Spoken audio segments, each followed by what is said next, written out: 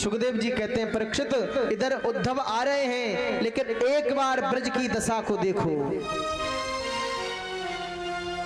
जिस दिन से कृष्ण ब्रज को छोड़ करके, वृंदावन को छोड़ करके मथुरा चले गए हैं,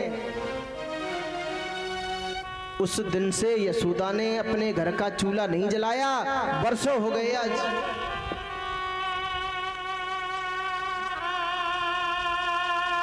लाखों गोपियां मैया यशोदा कृष्ण की याद में रोती रहती हैं। जो कृष्ण के हमेशा साथ रहने वाले, साथ खेलने वाले, साथ खाने वाले जो सखा थे, वो सखा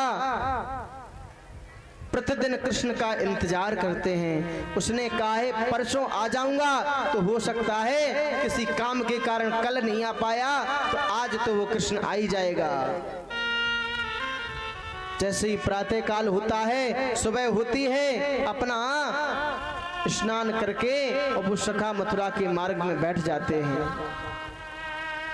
सुबह से लेकर शाम तक कृष्ण का इंतजार करते हैं, और जब शाम तक कृष्ण नहीं आता, वो सखा रो करके लौटते हैं और आकर के माँ यशोदा के सामने फूट फूट के रोते हैं और कहते हैं मैया, तेरा कन्हैया मथुरा में राजा क्या बना, वो तो बहुत कठोर बन गया, वो हम सबको भूल गया, अब उसको हमारी याद नहीं आती, तब उस कृष्ण को हमारी भला क्या जरूरत है, वो तो राजा बन गया है, अब मुझ ग्वाल गवारियों को क्यों पूछेगा। आज वो भगवान के सखा, वो भगवान के मित्र गोविंद का इंतजार करने के लिए मथुरा के मार्ग में बैठे थे। भगवान का जो सबसे छोटा भैया, वार्तालाप मत करो, जो काम करना है आप शांति से कर लो। आज भगवान के सखा मथुरा के मार्ग में बैठ करके उस कृष्ण का इंतजार कर रहे हैं, शायद आज आ जाए। एक सबसे छोटा जो सखा था, वो बोला जब वो कृष्ण आएगा मैं उससे बात नहीं करूंगा। अरे ऐसा कहीं होता है? उसने कहा था मैं परसों आ जाऊंगा, आज उसने वर्षों बिता दिए, उसे हमारी याद नहीं आई। जब वो कृष्ण आ जाएगा मैं बात नहीं करूंगा, जब तक आकर के हमसे क्षमा नहीं मांगेगा, हमसे माफी नहीं मांगेगा, मैं कृष्ण से बोलूंगा भी नहीं। इतने में क्या हुआ, मथुरा से एक रथ आता हुआ दिखाई दिया। उद्धव जी आ रहे हैं रथ लेकर के। सखाओं ने देखा, बड़े खुश हो गए। अरे उस कन्हैया को भले ही लेट हमारी याद आई, पर याद तो आ गई। अरे मोर पंख चमक रहा है, रथ आ रहा है, मेरा कृष्ण लौट के आ गया। जितने भी भगवान के मित्र थे, जितने सखा थे, वो उस रथ की ओर दौड़ लगा दी। परंतु रथ के पास जाकर के देखा, उस रथ में कृष्ण नहीं है। एक मन में दीपक जला था, एक आशा जगी थी कि कृष्ण आ गया, लेकिन रथ के पास जाकर के देखा तो वो आशा का दीपक बुझ गया। कृष्ण नहीं है, उसमें तो कृष्ण के सखा उद्धव बैठे हैं। सारी सखाओं के नेत्रों में आंसू आ गए। अरे मैंने तो ये सोचा था कि शायद उसको मेरी याद आ गई हो, पर वो निष्ठुर हो गया है, अब उसको हमारी याद नहीं आएगी। उद्धव ने कहा जय श्री कृष्ण। सखा बोले जय श्री कृष्ण भैया।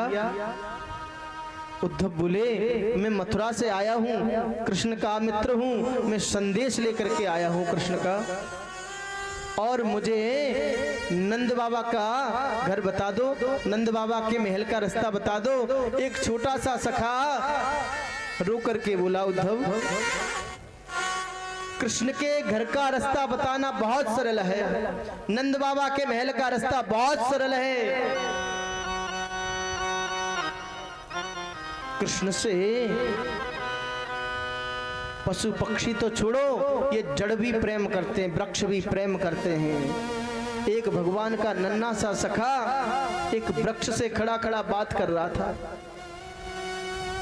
कृष्ण की याद में वो वृक्ष सूख गया, तो वो छोटा सा भगवान का सखा कहता है तू क्यों रोता है उसके लिए?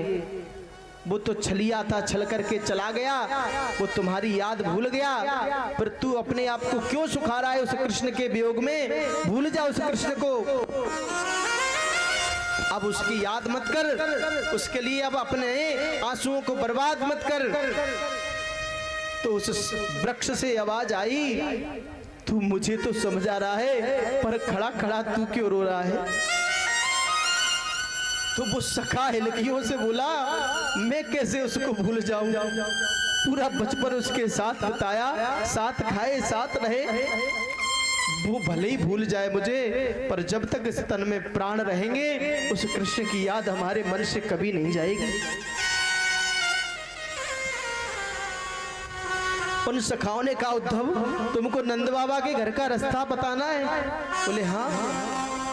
सखाओं ने कहा, उद्धव ये सामने से नाला बहता हुआ दिख रहा है, जो पानी बहता हुआ चला रहा है, ये कोई नदी नाला नहीं है। कृष्ण के वियोग में लाखों गाय रो रही हैं, हजारों गोपियां रो रही हैं, मैया यशोदा रो रही हैं, और हमारे जैसे ब्रजवासी रो रहे हैं, और उनके इतने आंसू निकले, एक नाला बन गया।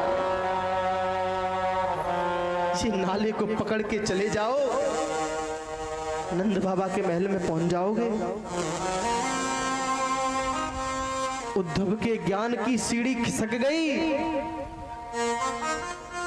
इतना प्रेम उद्धव ने कभी नहीं देखा।